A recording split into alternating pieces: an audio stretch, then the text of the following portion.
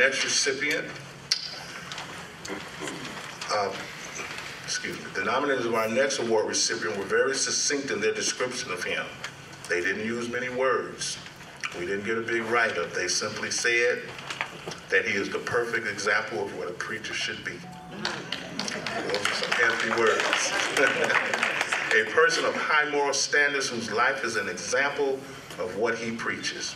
He is a role model, mentor, and advocate for people in the African American community. He is involved in numerous church and civic organizations throughout the community and the state. But for those who know him, they know his heart is with Muskegon Heights. And they put in parentheses, a tiger for life. Our next recipient is the Reverend Jerry Pierce. First, giving thanks to God, to Mr. Jones, the MC, and to all of my brothers and sisters. Noon is giving me great joy to be able to stand here this afternoon and accept this award. Be honest with you, my wife and the member of Beulah Baptist Church want you to stand.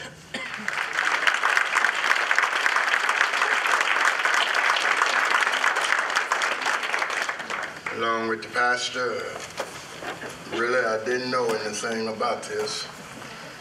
I was there for Sunday school and morning worship, and how they kept this from me, I don't know. But I must say that I am grateful unto God to be able to stand and accept this award. My daily life, I preach to Beulah many Sunday, and they'll tell you that I preach one thing, mostly, and that's love. You can't talk love. Love is an action word. If you walk it, the world will see it. And that's the life I try to live every day of my life. I retired. I served as vice president of Local 79 for about 12 or 13 years. I've probably been in every major city you can name. But I never forgot from whence I came. All right. God has been good to me. God been good to my family.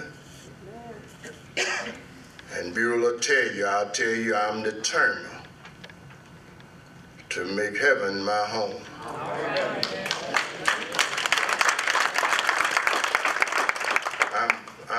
I'm thankful tonight. I have a great church family. I have a great pastor that we have just called in October. We work closely together. Brother Pastor, you stand.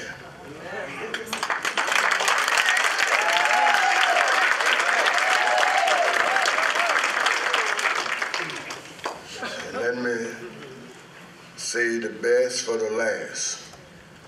One that keep me in line. Every now and then I step out of line. You know how it is. Sometimes I get phone calls and she'll take the number and call, and I'll say, okay, I'll call. She said, no, you call now. Because she know I take the number and just lay it aside. But I want my wife to stand.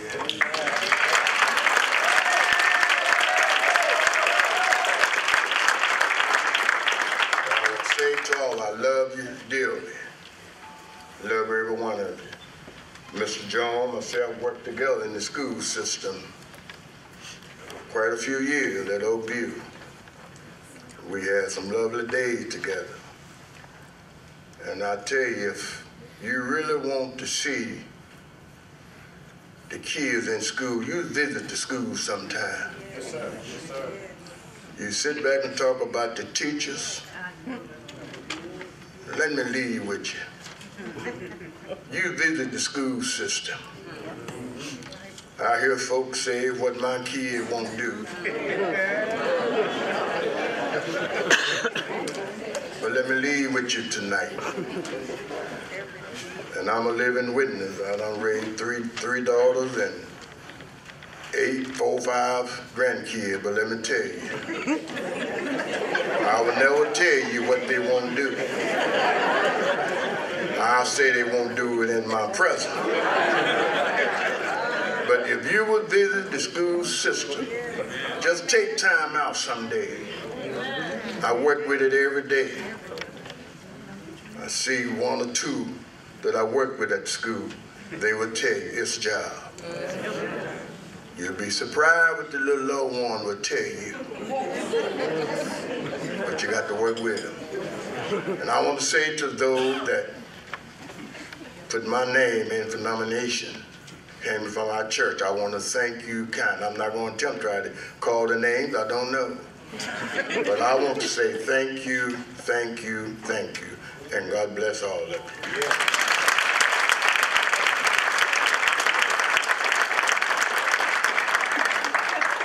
Yes, I had the honor, and I do mean honor, of working with Mr. Pearson at Oakview Elementary School. He commands respect with the young people, but it's his love. I mean, you could just see it in the way that he works with them. It's his love in action. And that the name of the award is very appropriate for the reverend. Our next recipient has been described as tireless, dedicated, motivated, and unwavering. Through her work as head of the Coalition for Community Development, she has pioneered a summer reading program at the Martin Luther King Jr. Elementary School and put forth a monumental effort to restore the Martin Luther King Jr. Elementary School library with the help of other volunteers. She also started a Friends of the Muskegon Heights Library group and is currently working to reopen all the Muskegon Heights public school libraries. It is an honor to present to you our next recipient, Ms. Doris Rux.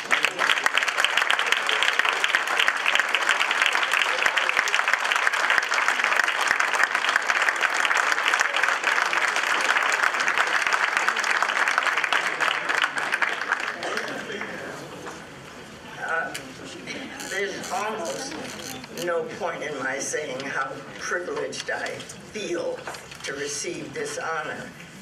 But I want to add something, and that is that all of us ought to be honored. We all have the potential to be loving people and to be people who are not afraid of action. This is an appeal for volunteers for our program.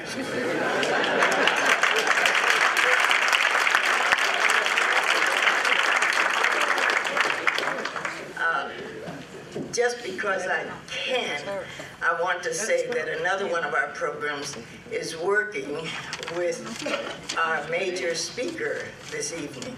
We work at the TLC, the Transitional Living Center, with the ladies who are transitional from substance abuse. We need your help. We solicit your help, and we know you have the potential to help us. Please do. You can get in touch with us by calling the middle school library. That's the one we're working on now. Thank you.